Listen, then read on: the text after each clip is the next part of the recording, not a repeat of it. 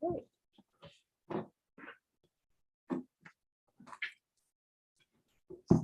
evening. We are going to call the Clover Garden School Board of Directors meeting for April 12th, 2022 at 6:32 p.m. Ms. Verakin, the role and mission of the board. Role of the board, we're entrusted to care for the current school and stay focused on the vision for the future school. No trust, no unity, no progress. Vision of Clover Garden School. Clover Garden School will foster community, generate enthusiasm, challenge students academically, and produce successful citizens. Thank you. Ms. Jackson, please make note, Ms. Merle and Ms. Lane will not be here tonight.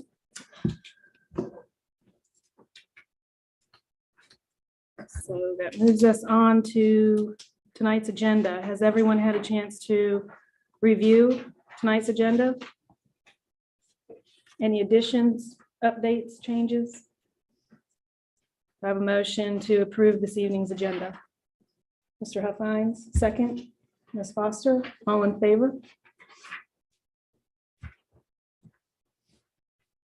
The minutes from the March 8th, 2022 meeting. Has everyone had a chance to review the minutes? Are there any corrections, additions, changes? I have a motion to approve the March 8th minutes. Ms. Foster, second. Mr. Hackney, all in favor? Thank you. Ms. Verakin, there is no one for public comment, correct? No, ma'am. Thank you. That takes us on to finances. Ms. Simmons. Yes, thank you. Everyone should have the March 2022 monthly budget for review and approval.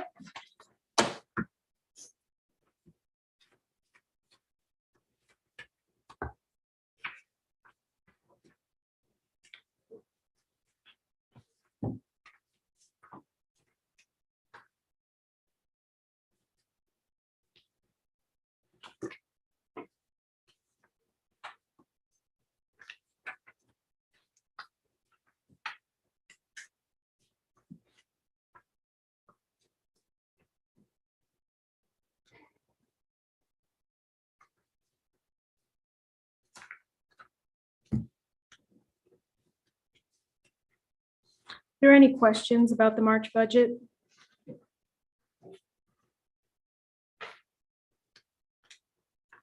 I have a motion to approve the March budget?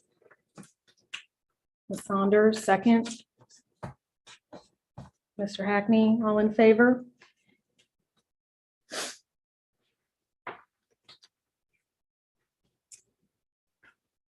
Ms. Simmons and Ms. Verakin, the ESSER 3 budget amendments. Yes, ma'am. So last year, whenever we submitted our ESSER 3 budget narrative and our budget allocations, we have since then need to amend them. So I would like to present to y'all the amendments, and if you have any questions or anything, please let me know. So first off, I would just like to say that the state come back and they decreased our actual allotment. So when it was first presented, our plan allotment was $279,782. They decreased it with an actual of $275. So it was around $4,000 they decreased, which also decreased our summer learning plan program. But that was the one where the 20% mandatory had to go to summer learning, which y'all voted on that, last month with Ms. Verakin, the amendments to that and the changes to that. So, which that only brought that down $337. That was easily absorbed in that summer learning program. So after meeting with Ms. Verakin and the Finance Committee, these are the other adjustments that we are making to that ESSER 3 budget. So we are reducing the bus allowance from 2 buses to 1 bus. And that PO has actually been written and they're delivering the bus soon, hopefully. So we're getting that new bus. The original budget had where we were taking all the smart boards and buying all new smart TVs. That came in a little bit higher than projected. So we have adjusted there. Then one of the big offsets was, so originally we had put in there where we were gonna apply an offset for our pod rental out here. Well, now that some actuals have come in and things have changed the statuses, that is not an allowable allocation anymore, an allowable expense, excuse me. So we've had to readjust. So with that, we decided that the renovation for the nurses station would best fit in that category, and that specifically ties back to COVID. So with that no longer being an allowable expense, we have moved that, and that nurses station upfit was $44,000, just so y'all know. So that'll take the place. So we actually gained a little bit than what we originally had went in for the pod offset. So those were the major ones. So I'm requesting a vote for those budget amendments for the ESSER 3, and that's the PRC 181, 182. As presented, as I just presented, to vote on them to be approved. Or if you got any questions, of course.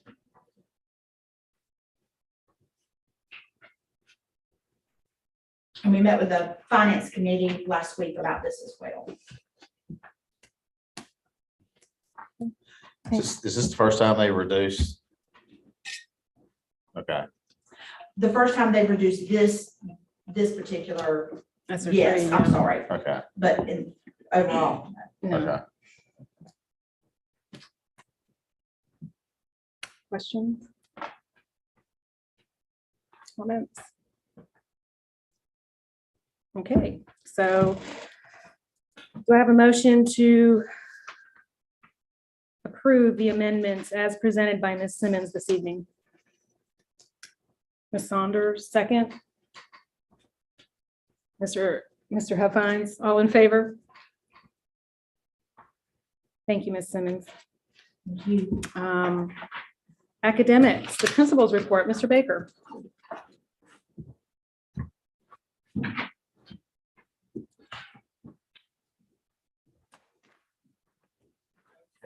Month of March.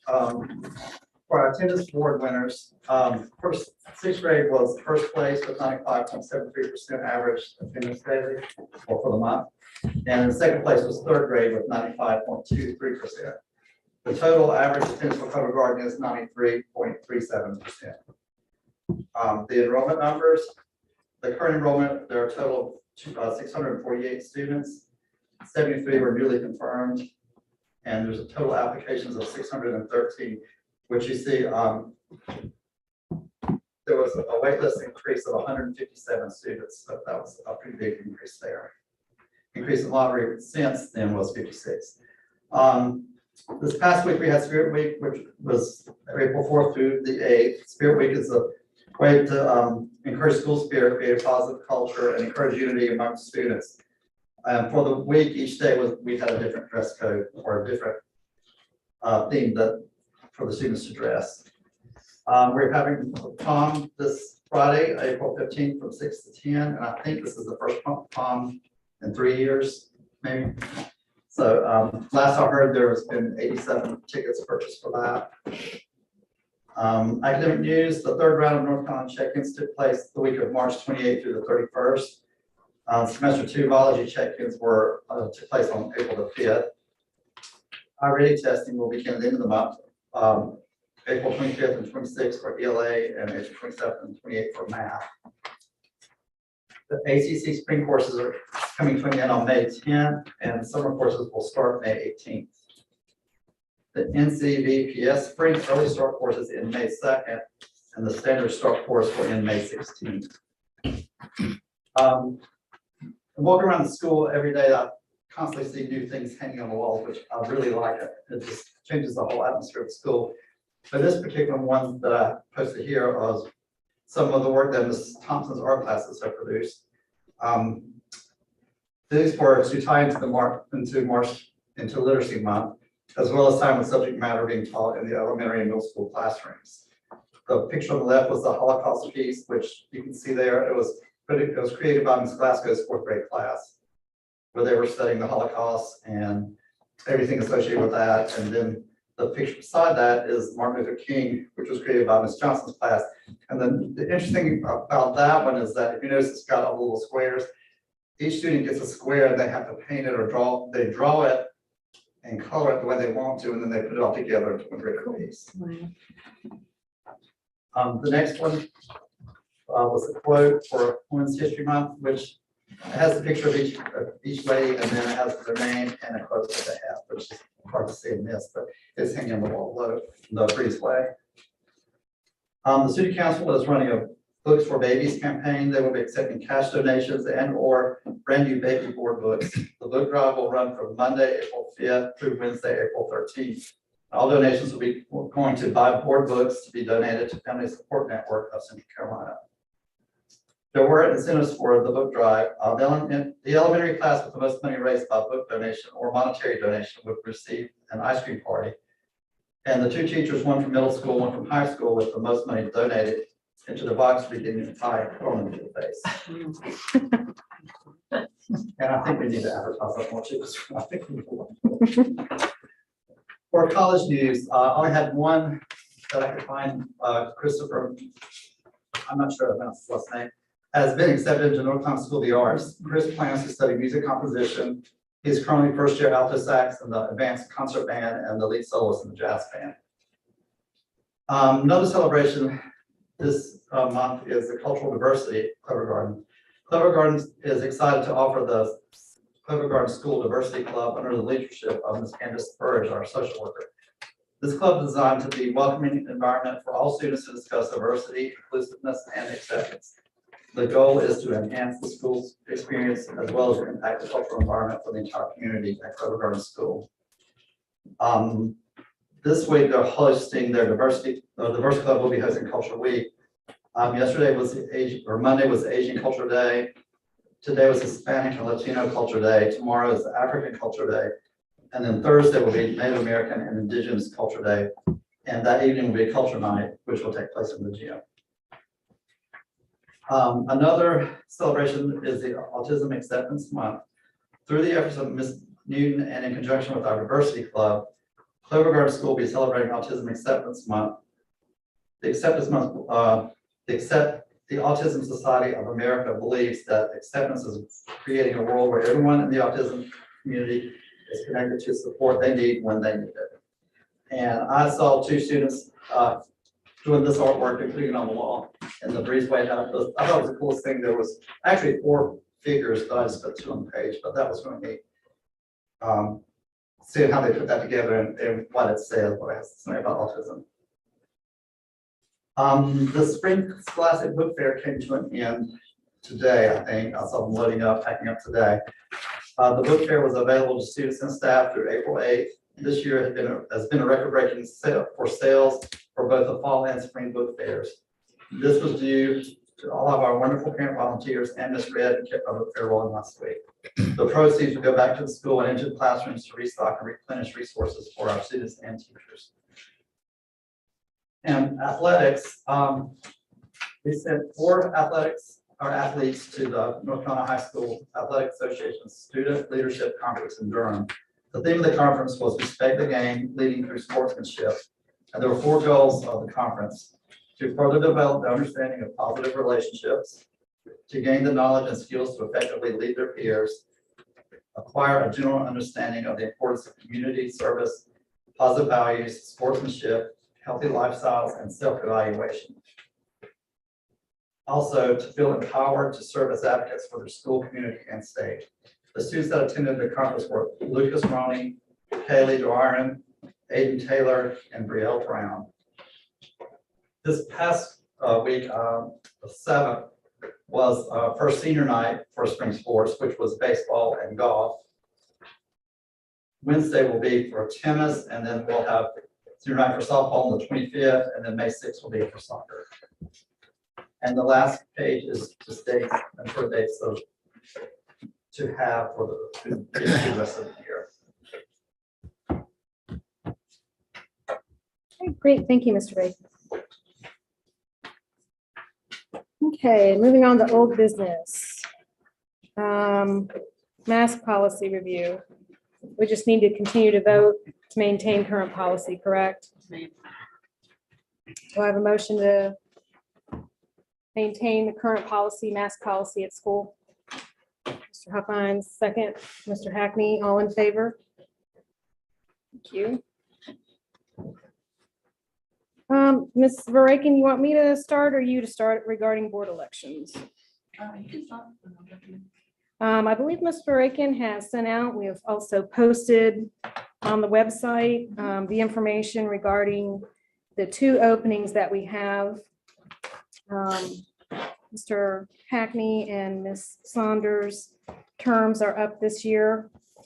The dates, just to remind everyone, for the timeline, 4/3 to 4/14, sorry.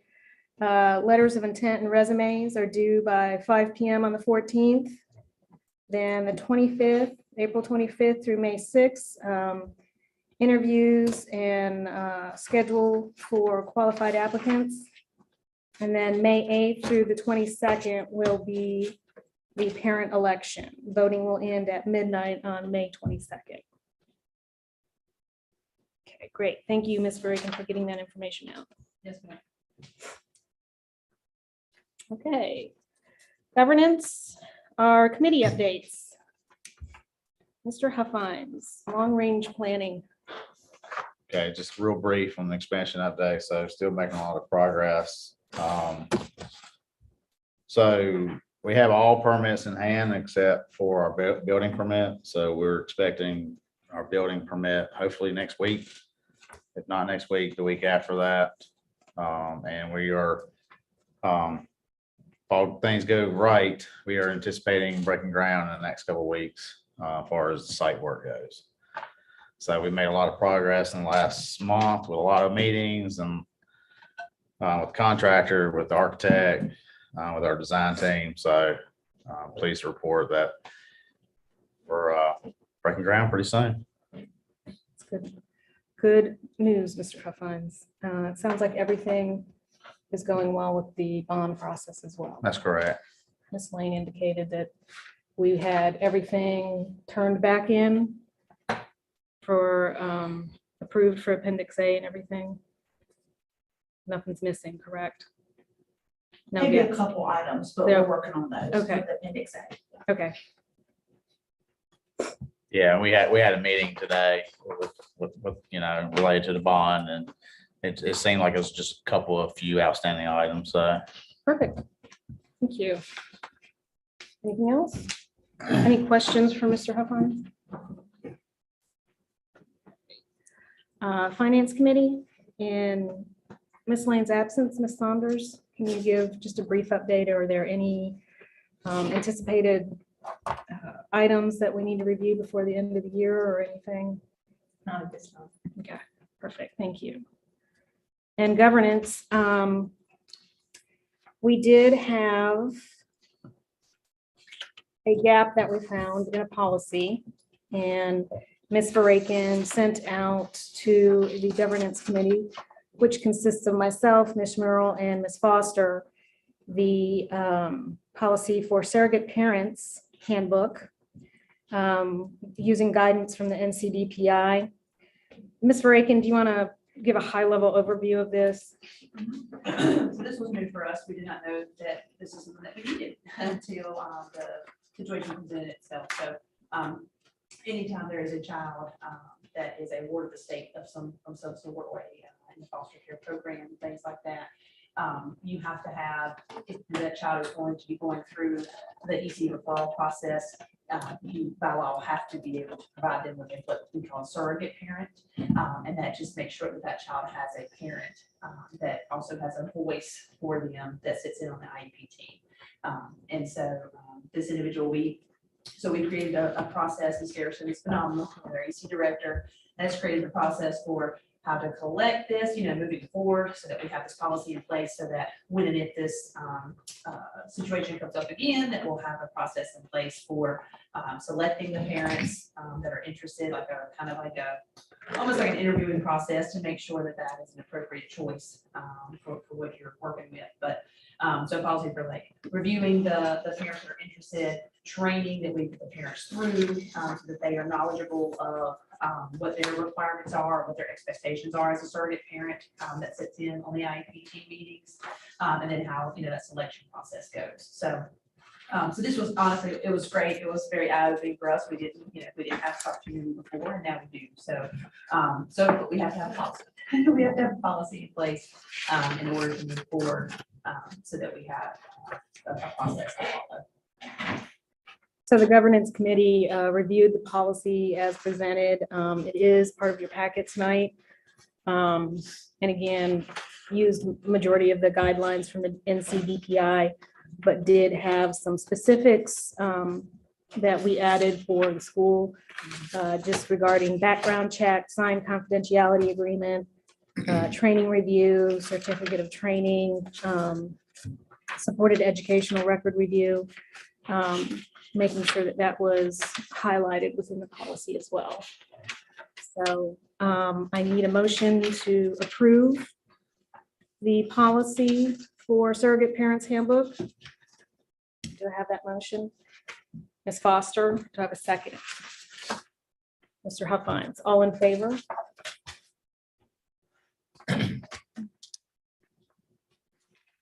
You have questions? I'm sorry. I do. I'm sorry. I guess, yeah, but, I mean,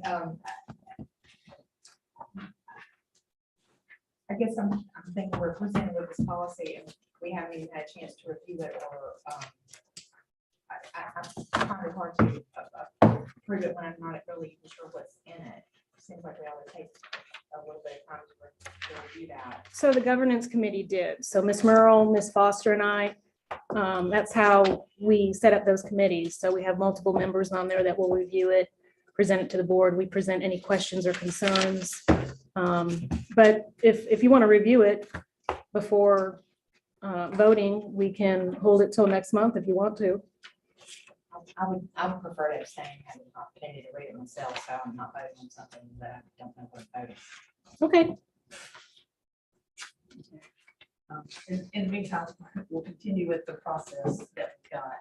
Since legal has given their green light on that, we were just kind of doing this. Well, we had 3, Yeah. so we had, yeah, we're good there. So we don't stop it.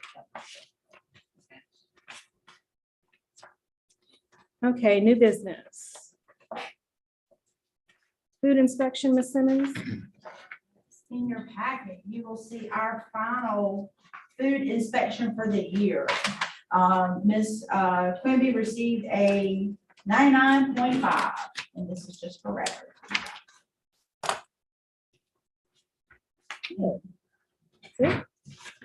Okay, Ms. Simmons, the ESSER in gear monitoring. Yes, so, in February, we were part of the first wave of, the ESSER and gear monitoring from the North Carolina Department of Public Instruction. And in your packet, you will have a letter dated March 1st, that was stating that there was one finding on page 4 with PRC 171, which was ESSER 2, budget. However, if you look at the last letter, you will see that we're in compliance with the requirements identified in the review. And just for the record, this finding was noted due to an upload of the evidence after 5 o'clock after the due date. So that was the only reason why they would not accept. We were uploading stuff at what, 4:59 and 59 seconds. And so that way they would not accept anything after 5 p.m. So we actually did not do anything. We just called them and let them know, hey, it's there. And they immediately turned the letter back around and gave us the, we're pleased to see that you're in compliance now. So that was a relief.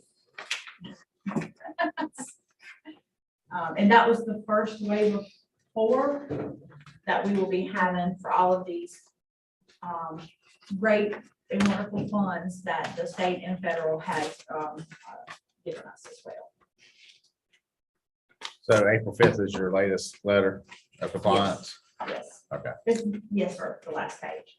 I think we just got it like last week. Okay. Yes.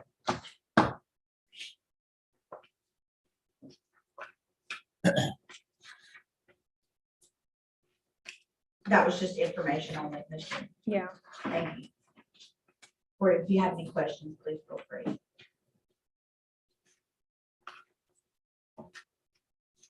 We went over that to finance committee meeting as well. Thank you, Ms. Simmons.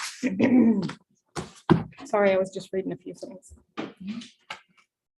Okay, next item is fundraising committee.